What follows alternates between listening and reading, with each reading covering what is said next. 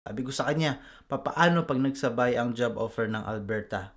Papaano kapag nagsabay ang opportunity sa Ontario? Pag yung tatlong yun nagsabay-sabay, ano ang pipiliin namin? After 10 years, meron ng isa sa amin ang magiging professional. Welcome back po dito sa Buhay Canada. I'll just talk to them, okay? Can you turn that on? Buhay natin sa Winnipeg, Manitoba. So makitrip at makitravel dito sa amin sa Buhay Canada. So right here, Norwich Mountain. Pinalik ng turning over. And right now, i-call out ko lang muna and to give an update to Kat and JL na nakasubscribe sa atin. At to update dito sa amin, kuha na nga ni Aisha yung kanyang Ontario license, and right now we are looking dun sa mga trabaho na nasa Ontario. And also, isa sa mga update sa kanya ngayon is that meron na kaming nakuhang interview. May nakuha na siya ng interview sa Ontario. So hopefully maging okay yon. And then we'll try to share with you kung saan yon sa Ontario.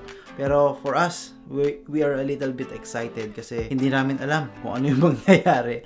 So the fear of the unknown is there. Again, we'll see when we get there. So hopefully maging maayos din yon. And nag-update na rin kami sa dito sa Manitoba if ever na papayagan siya mag-practice din dito. So right now, ang ginawa namin sa Manitoba, nag-apply pa lang kami. So kakatawag lang ng Manitoba, babalikan daw nila kami. Ang nababasa namin sa mga forum is that kapag nasubmit na yung application na yon, it will take about at least 3 weeks to 4 weeks na mag-aantay kung ano yung magiging verdict or kung ano yung magiging desisyon. As an update, right now, naghihigpit na yung Alberta when it comes on processing their papers to becoming a registered nurse. Yung sinasabi namin na yung opportunity kapag nagbukas yan, i-try to grab it as much as you can, as much as possible, kasi anytime pwedeng magbago yan, pwedeng mabago yung mga requirements, and yun yung nangyayari ngayon sa Alberta. Mas nagiging mahigpit na sila ngayon. And a good shout out to JL and Kat na laging nanonood sa atin dito sa Buhay sa Canada. Ngayon din, isa rin sa i-congratulate ko nga pala, si Daniel and Princess Anne. Sila is PR na dito sa Canada. Congratulations! After 8 months na nagland sila dito sa Canada, they already received their permanent resident card or permanent resident status. So kung hindi nyo na itatanong, si Daniel, nag-migrate sila dito sa Canada, sa Newfoundland and Labrador. And si Princess Anne ang nagpa-PR sa kanila. I think, if hindi ako nagkakamali, isa siya sa mga service crew sa Tim Hortons. At yun ang nagpa-PR sa kanila dito sa Canada.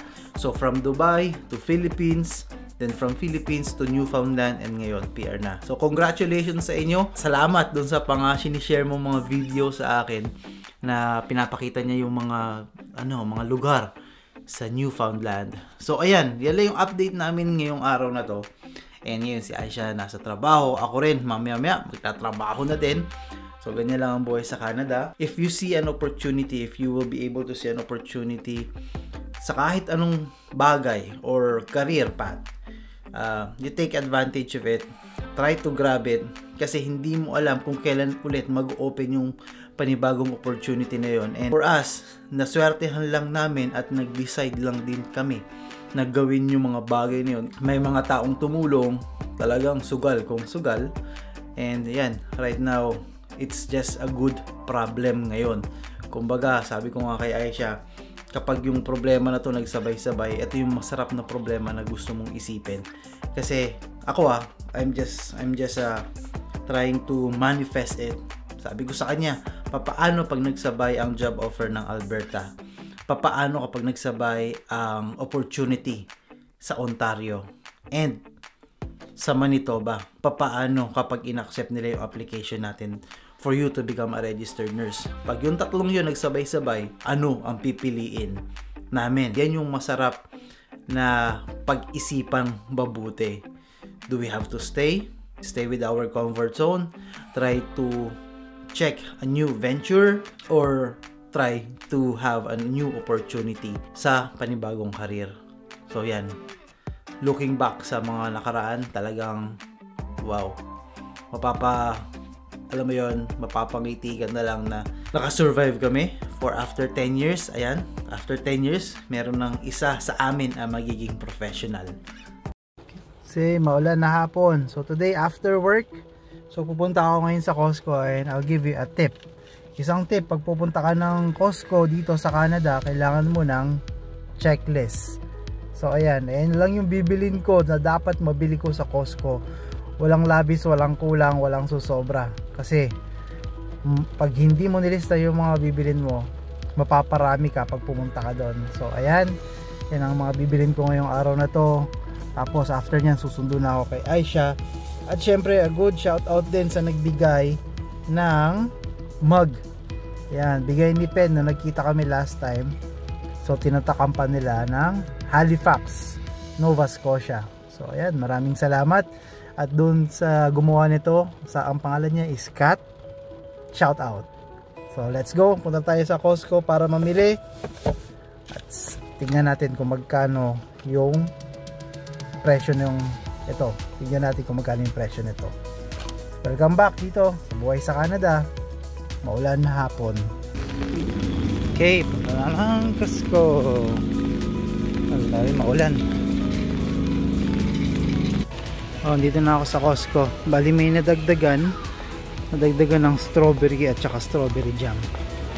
So doon na ako pupunta sa bottled water at saka sa bread. Diretso lang ang tingin ko. Diretso lang ang tingin ko dahil baka papalingon at makabili ng ibang hindi kailangan.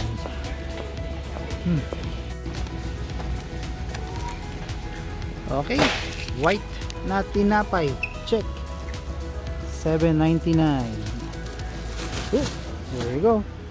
Got one. So, kuha rin ako ng strawberry. Ayos. Kuha rin ako ng bottled water. Tayin ko lang si kuya. Dalawa. Ayan, kung bottled water, dalawa. $4.69. Hindi yung beer. Patay, sarado yung section ng ice cream. So walang ice cream.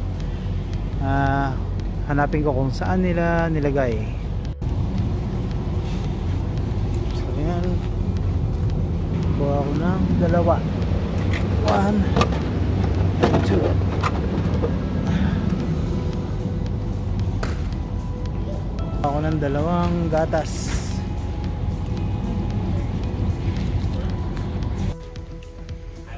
Ayan, kuha rin ako ng isang Pepsi. Isang buo na yan, $14.49. Ayos. Yan, kulang pa ako, wala na yung ice cream. So kulang pa ako ng hotdog tsaka strawberry jam. So yun na lang, tas punta na ako kay Aisha. Ayun, minove pala nila rito yung ice cream. Siyempre kukuha ako ng ice cream ko.